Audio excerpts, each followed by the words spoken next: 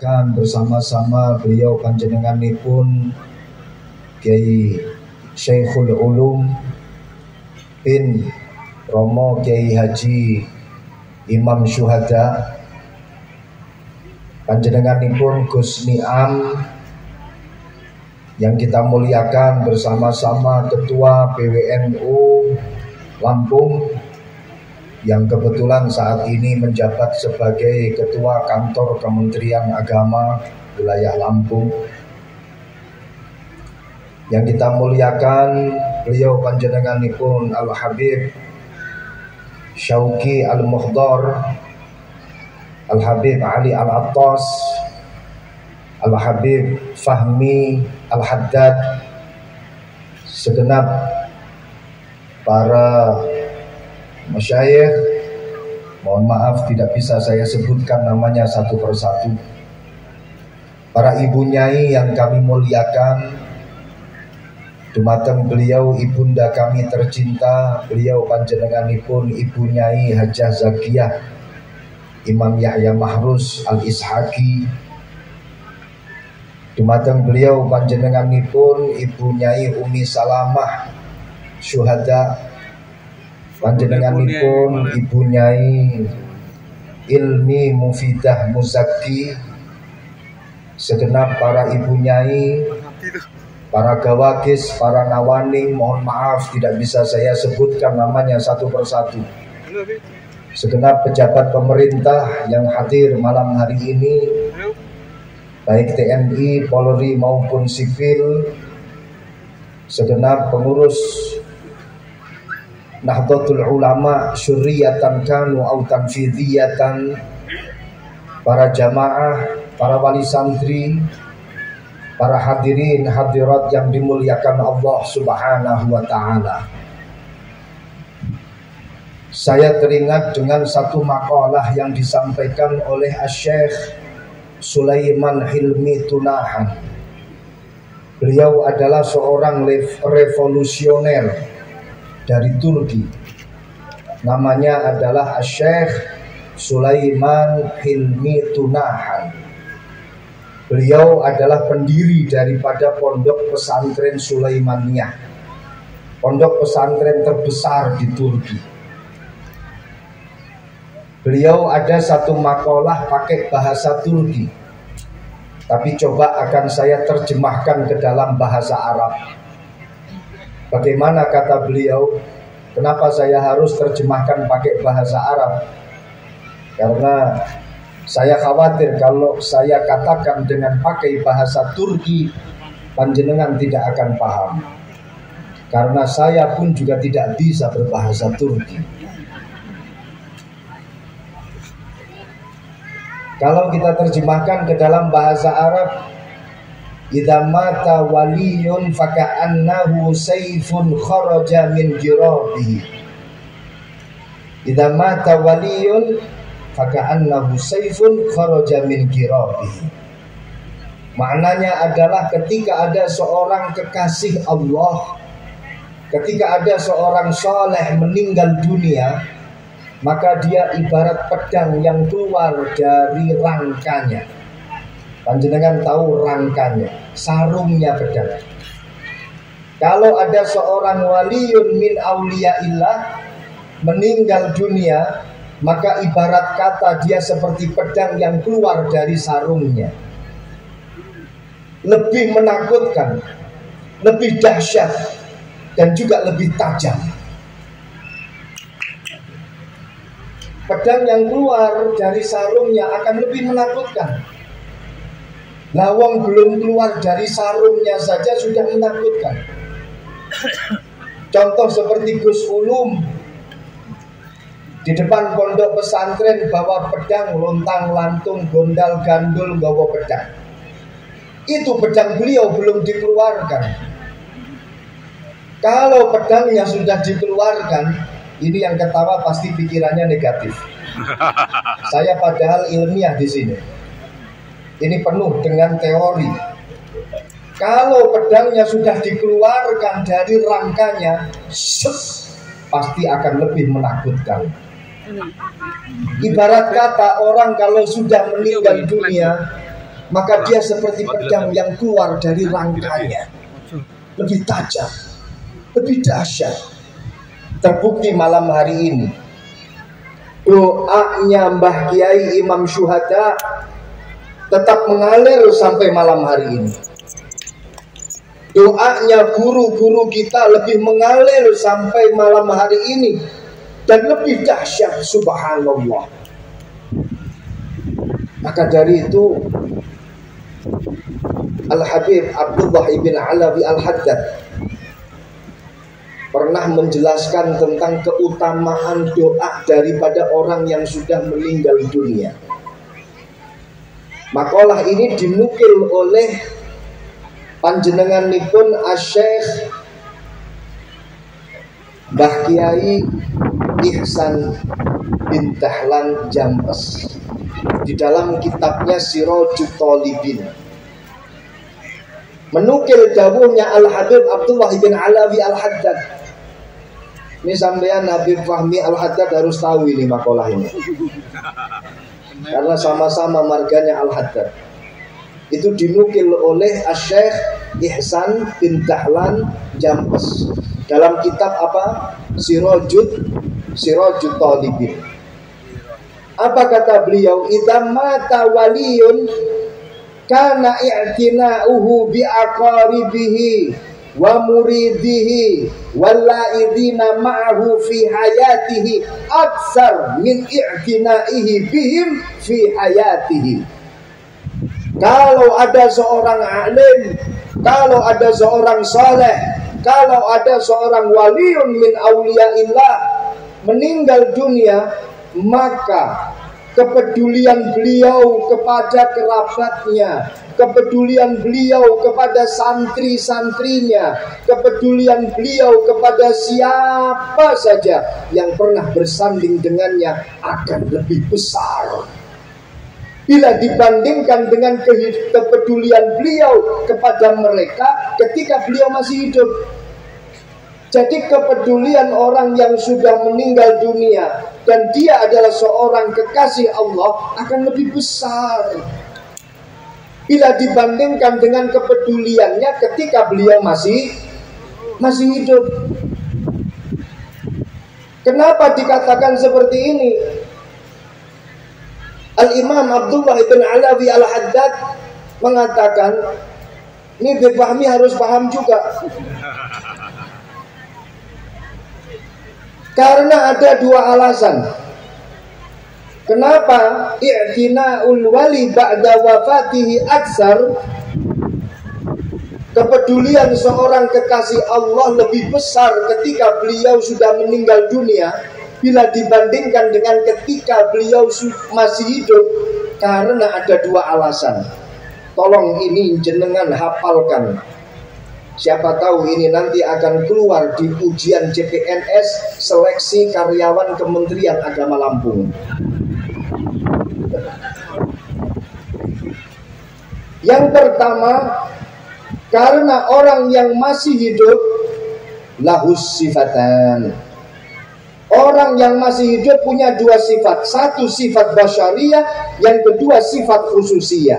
Sedangkan orang yang sudah meninggal dunia, dia hanya memiliki satu sifat, yaitu sifat khususiyah. Orang yang masih hidup punya dua sifat. Sifat basyariyah, yaitu sifat kamanungsan, sifat manusiawinya. Contoh, seperti ketika orang berbicara teriak-teriak sampai 1 jam, terus kemudian lehernya kering, pengen minum, itu kira-kira manusiawi atau tidak? Manusiawi. Ketika orang berbicara 1 jam sambil berdiri, terus sikile kemeng, kira-kira manusiawi atau tidak? Sama seperti panjenengan mulai dari jam 8 sampai jam 11 sampai jam setengah 12 mendengarkan uang ngomong toh, terus panjenengan geringgingen sikile. Kira-kira manusiawi atau tidak? Manusiawi. Ini namanya adalah as-sifah al-basyariyah. Tapi manusia juga punya sifat khususiyah. yaitu sifat spesial. Setiap manusia punya sifat khususiyah. Contohnya apa? Seperti seorang guru di depan murid-muridnya, di mana dia harus menjaga sopan santunnya. Seorang guru di depan muridnya mau duduk pasti ditata dengan rapi. Enggak berani di depan gurunya juga ditata dengan rapi. Gurunya duduk di depan murid-muridnya juga ditata dengan rapi. Karena di depan banyak orang, mau minum sembarangan minum juga enggak bisa. Ini namanya khususiyah. Bingung ini, walaupun tenggorokan kering, tapi mau minum. Ini caranya dipikir-pikir. Karena live. Akhirnya bingung. Nah ini namanya khususiyah, spesial. Semua manusia punya dua sifat itu ketika masih hidup. Tapi kalau orang sudah meninggal dunia, sifat basyariahnya hilang. Orang kalau sudah meninggal dunia, sifat kemanungsannya hilang. Sudah, yang ada hanya sifat khususiyah. Nggak ada ceritanya. Seorang mayit di alam kubur capek menghadap ke barat, terus pengen aku ganti arah ke timur. Nggak ada. Nggak ada ceritanya seorang mayit di alam kubur kakinya terus pengen selonjor nekuk seperti panjenengan. Nggak ada. Yang ada hanya sifat khususiyah. Sekarang apa perbedaan orang kalau punya sifat basyariyah dan khususiyah dibandingkan dengan seorang mayit yang hanya memiliki sifat khususiyah? Doanya lebih mustajab, doanya lebih ijabah. Orang kalau masih ada dua sifat basyariyah dan sifat khususiyah, ini biasanya yang lebih banyak menggoda adalah sifat basyariyahnya. Betul? Contoh, ketika dia jadi makmum sholat taraweh, sebentar lagi Ramadan, dia angkat tangan takbiratul ihram, Allahu Akbar. Awal membaca suratul Fatihah masih khusyuk, tapi setelah membaca suratul Fatihah, imamnya ganti surat. Dikiranya surat pendek, tapi ternyata yang dibaca idza waqa'atil waqi'ah. Kira-kira goyang atau tidak? Makmumnya khusyuknya hilang atau tidak? Nek carane koyok ngene, mufarokoh wae. Sholat tarawih rakaat pertama baca surat Al-Waqi'ah, goyang. Sama seperti doa awal, Masya Allah khusyuk, Allahumma hdina fiman hadait, sampai pada Allahumma rzuqna rizqan wasi'an. Berubah. Kira-kira kok mulai amplope biro.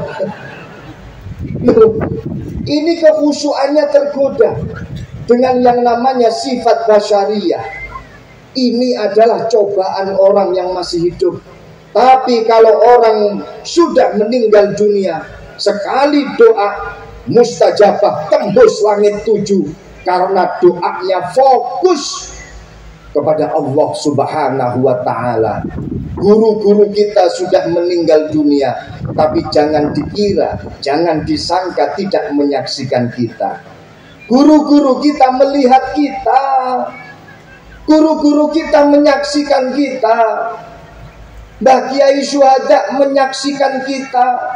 Tahu siapa yang datang hanya sebentar dapat berkat terus pulang, tahu.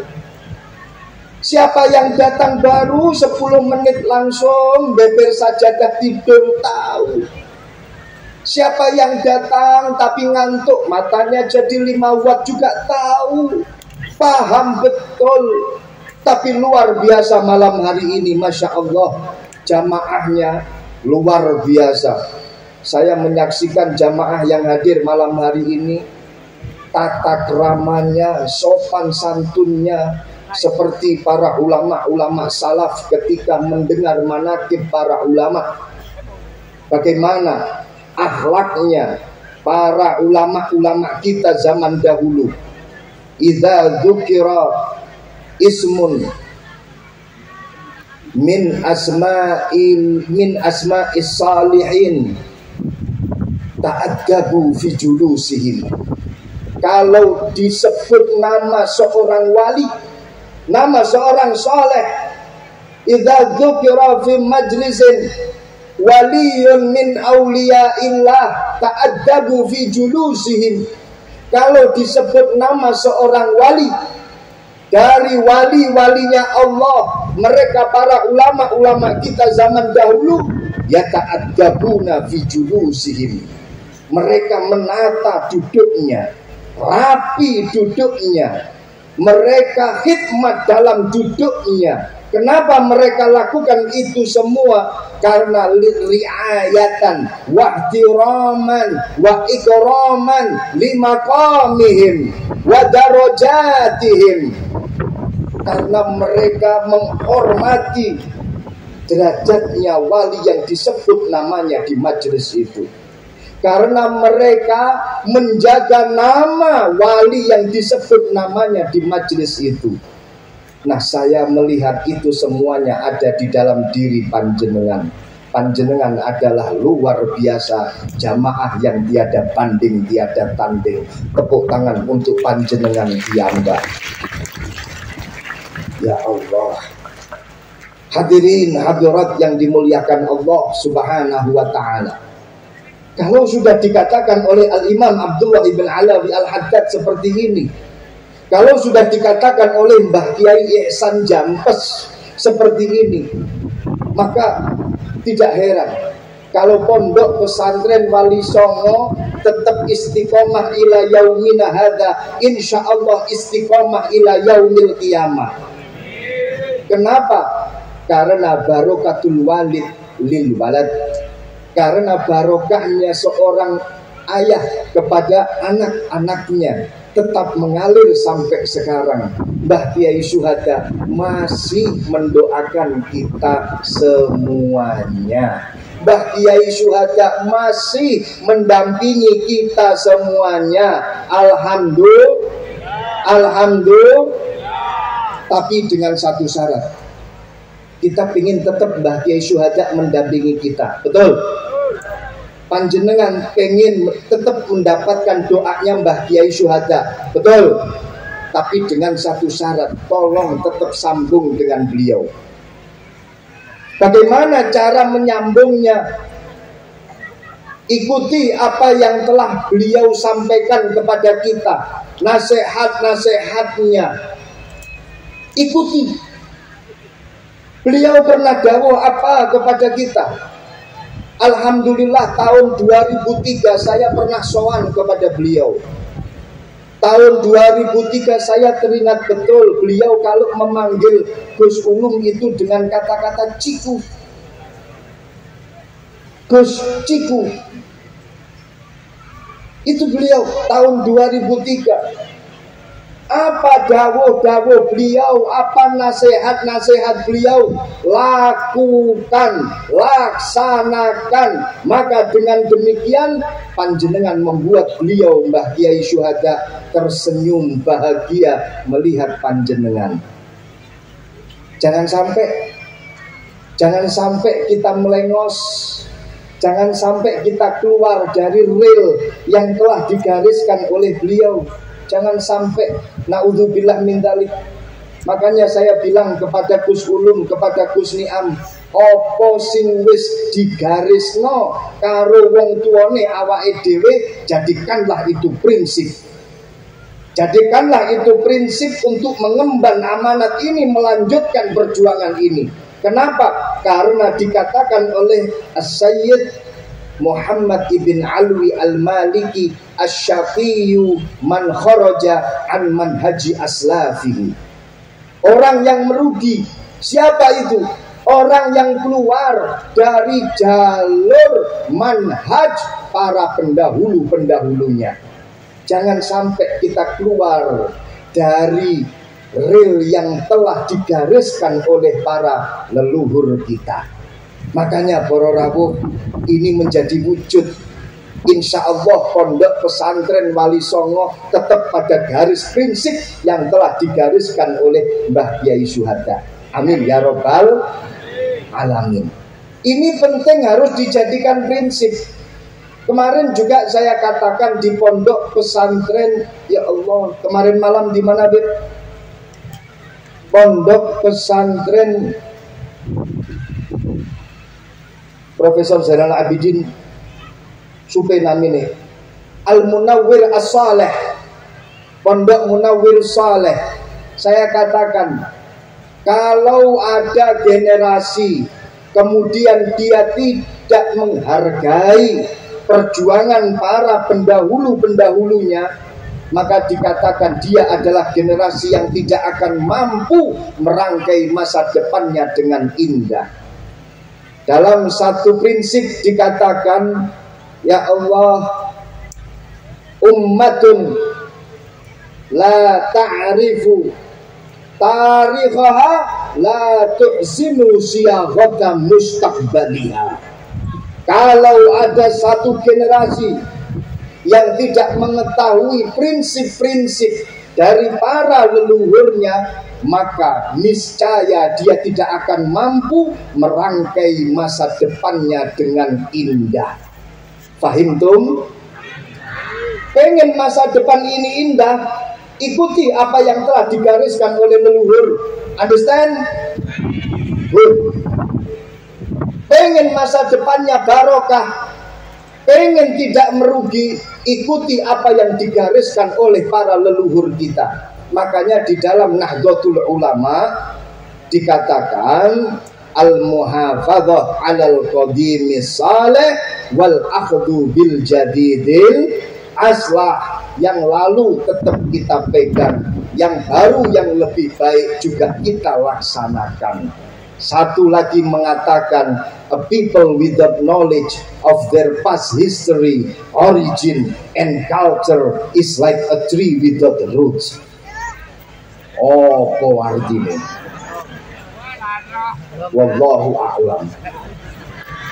Kalau dimaknani pakai makna gandul, carane pondok pesantren Wali Songo, a people utawi menungso without knowledge, kelawan tanpa pengetahuan, of their past history, ing sejarah masa lalu nih, origin lan asal usule, and culture lan budaya nih, iku jadi khobar.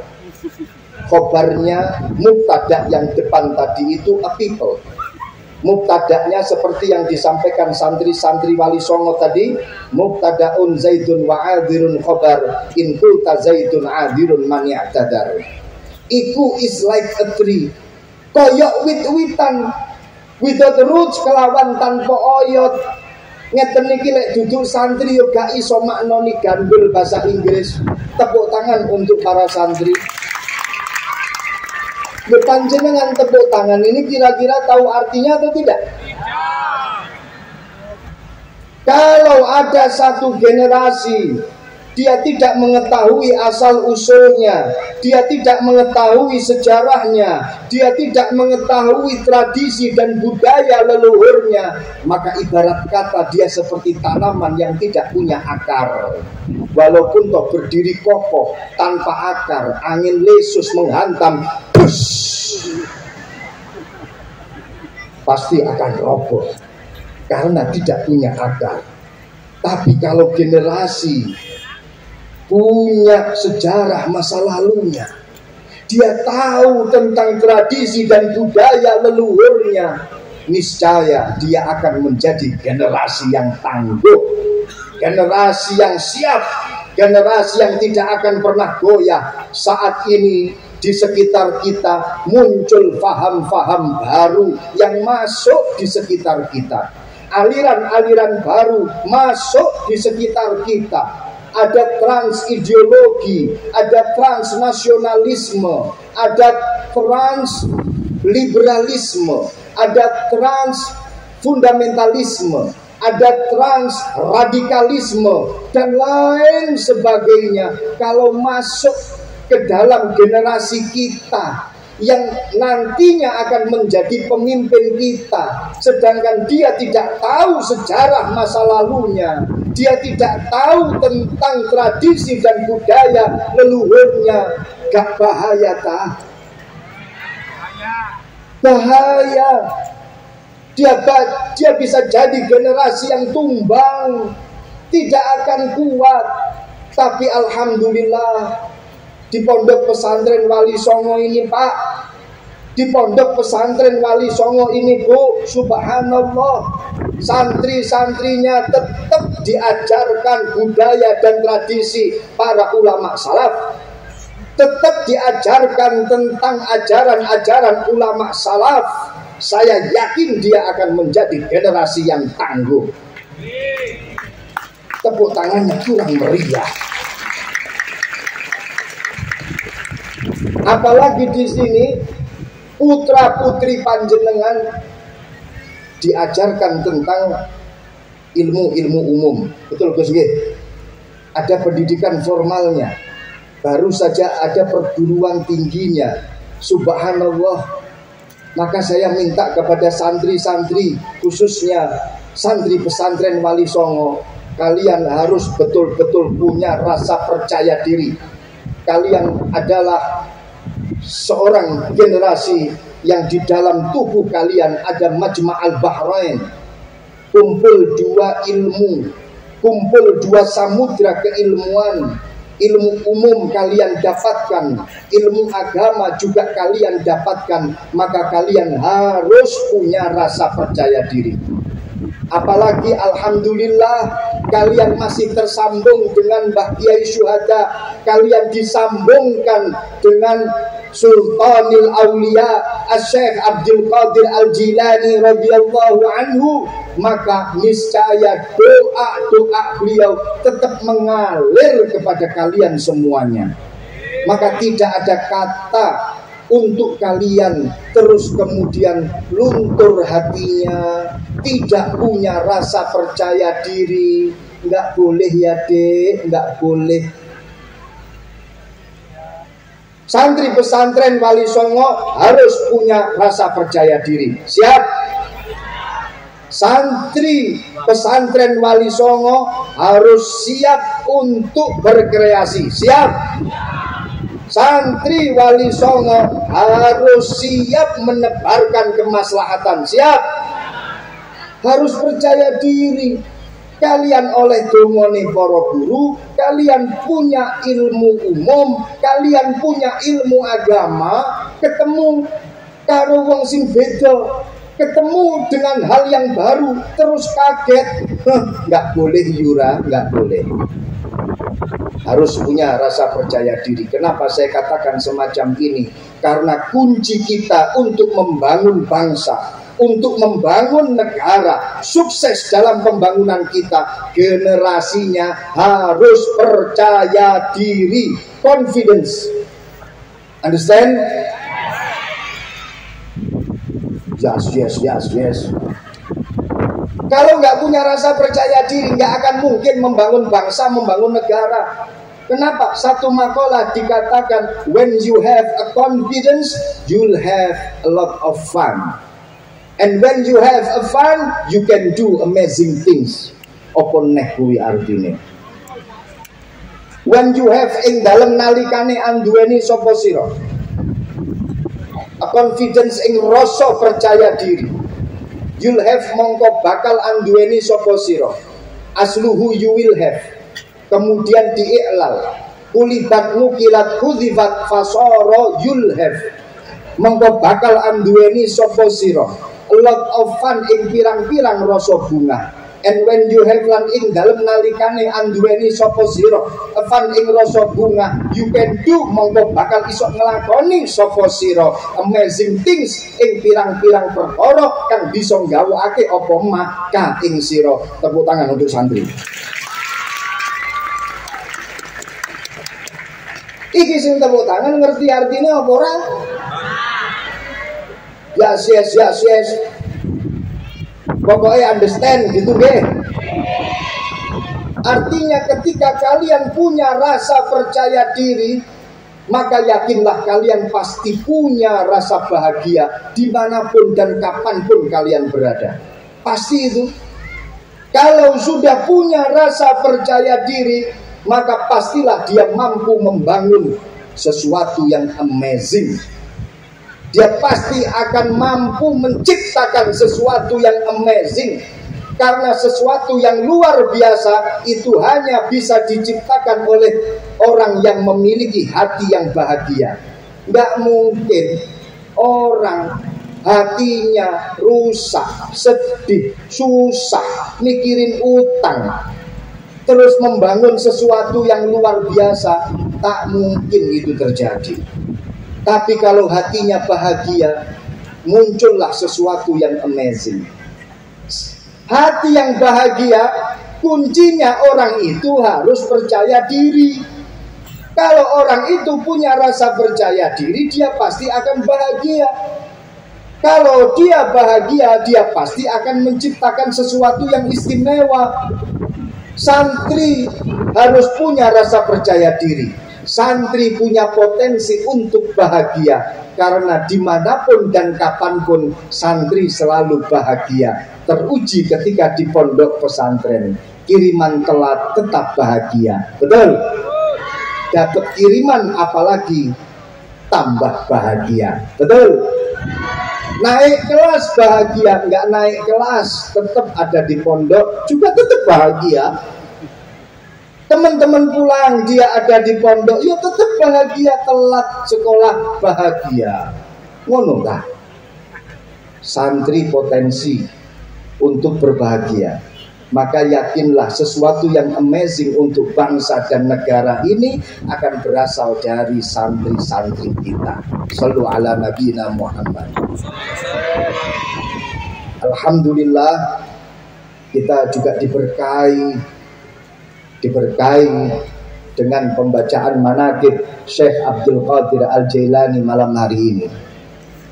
Alhamdulillah, kita bersama-sama juga menyaksikan bagaimana butiran-butiran Nazm Alfiyah disampaikan dalam acara malam hari ini. Keberkahan daripada kitab kuning juga luber sampai acara malam hari ini. Luar biasa. Tadi saya juga mendengarkan Gus Ulum bagaimana santri-santri Wali Songo menagumkan Alfiyah, luar biasa. Kalau dengar dari apa yang disampaikan oleh santri-santri Wali Songo, teringat ada satu nasihat bagaimana kita harus tetap tersambung dengan guru-guru kita, seperti yang terjadi kepada Al-Imam Muhammad Ibnu Malik, pengarang daripada kitab Alfiyah Ibnu Malik. Imam Ibnu Malik, beliau pengarang kitab Alfiyah Ibnu Malik. Kalau panjenengan hitung nazm Alfiyah, itu lebih dari 1000 nazm. Lebih dari 1000 nazm. Ada 1002 nazm. Tapi kenapa namanya itu Alfiyah? Alfun itu artinya 1000. Semestinya Alfiyah wa isnen. Semestinya Alfiyah wa sinten. Alfiyah dan 2. Ini ada 2 tambahan yang disampaikan oleh Al-Imam Muhammad Ibnu Malik. Bagaimana beliau mengatakan dalam kitab Alfiyahnya, wa taqtadi ridon bi ghairi sughtin fa'ifatan alfiyat tabni mu'ti. Nazm ini menjelaskan tentang kehebatan daripada kitab Alfiyah yang ditulis oleh Imam Ibnu Malik, tanpa rasa sombong dan juga tanpa ada rasa kebencian. Alfiyah yang aku tulis, kitab yang aku tulis ini melebihi daripada kitab guruku yang bernama Imam Ibnu Mu'ti. Seketika itu ilmu yang dimiliki oleh Imam Ibnu Malik elang kabih ongguan neka, semuanya hilang. ilmu yang ada di otaknya. Coba panjenengan lihat, kitab Alfiyah Ibnu Malik itu diawali dengan fi'il madhi. Dalam bahasa Inggrisnya itu namanya past tense, masa lampau.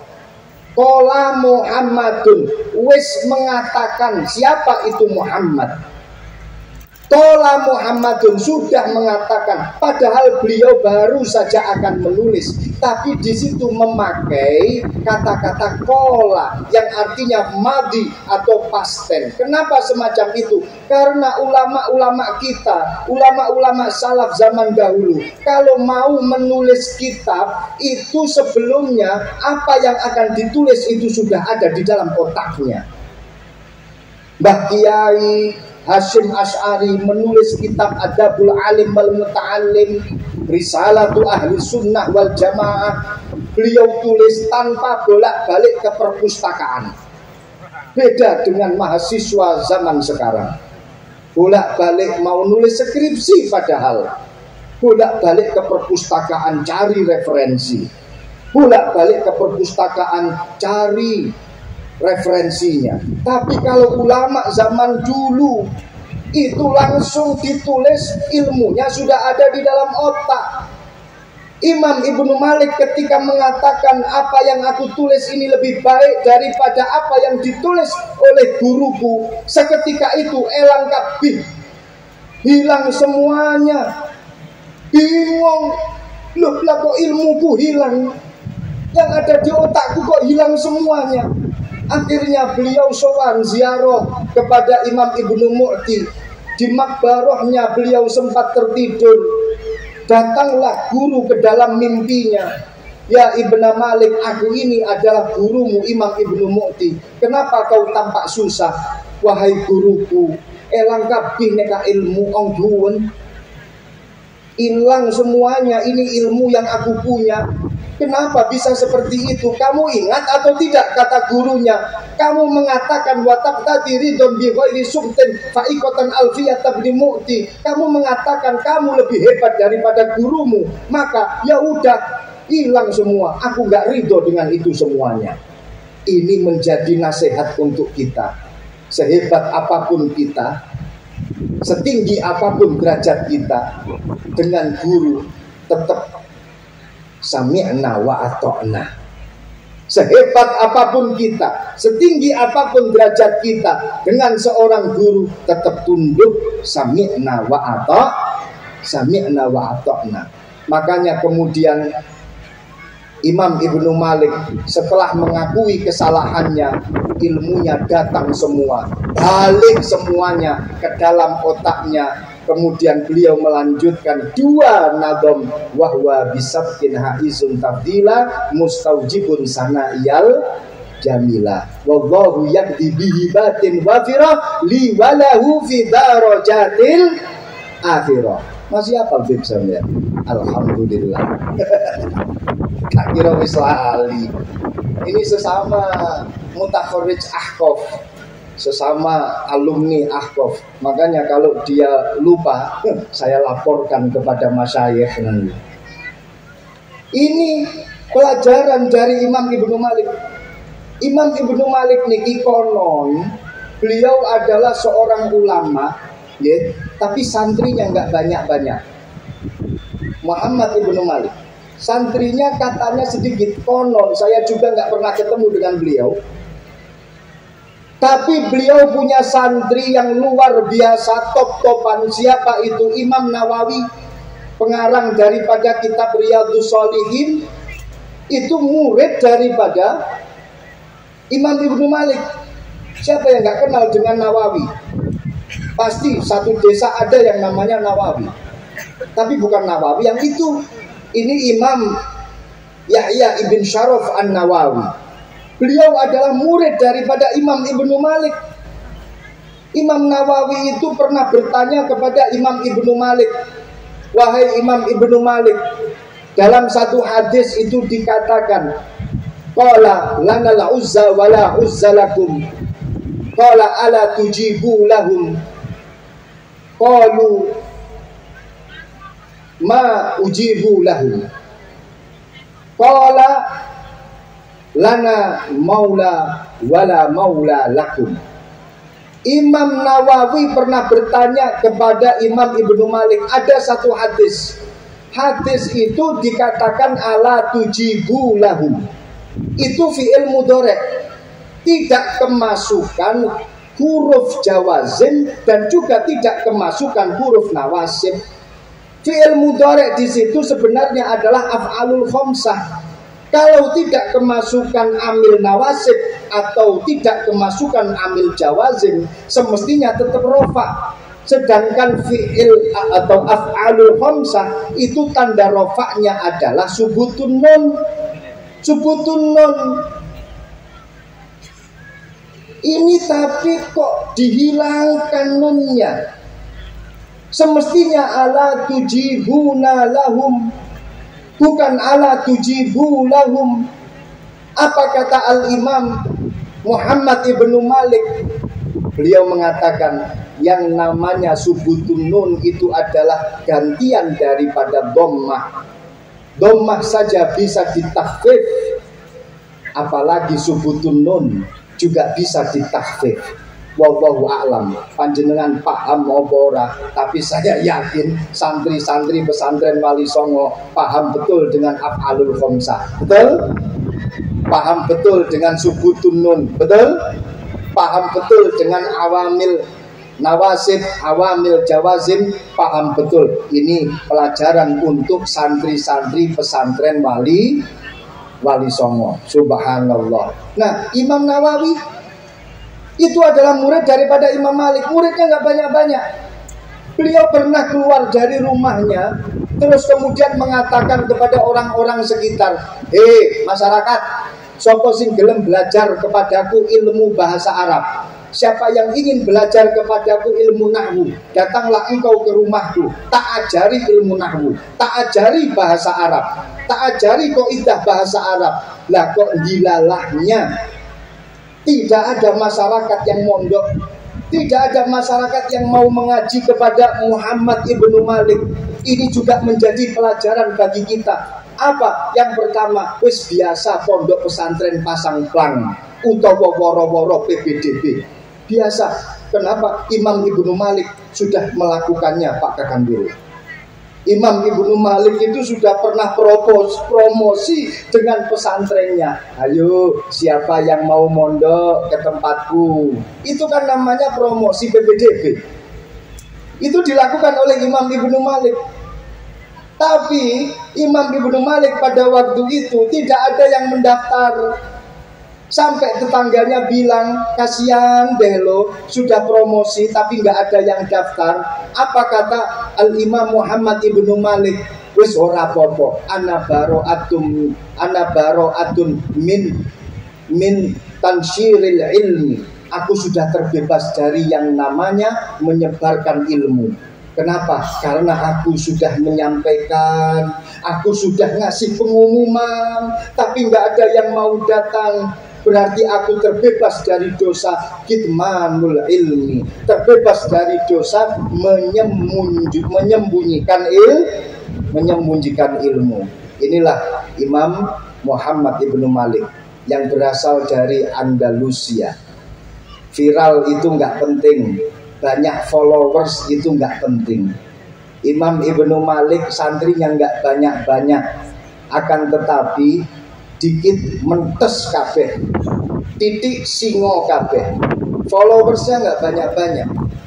Memang kalau masalah followers, pengikut, kalau masalah viral dan tidak viral, wa ma kullu syuhratin alayya adimah, fa fir'aunu masyhurun fa fa'alatu syarr, wa ba'du khumulin fauqa, wa ba'du khumulin durratun fauqa durrah, yukhfa husnuhu kama lailatul qadr.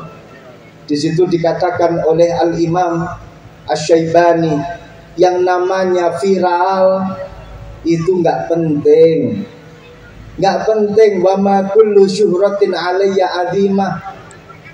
Kenapa? Fa fir'aunu masyhurun fa fa'alatu syarr. Fir'aun itu viral.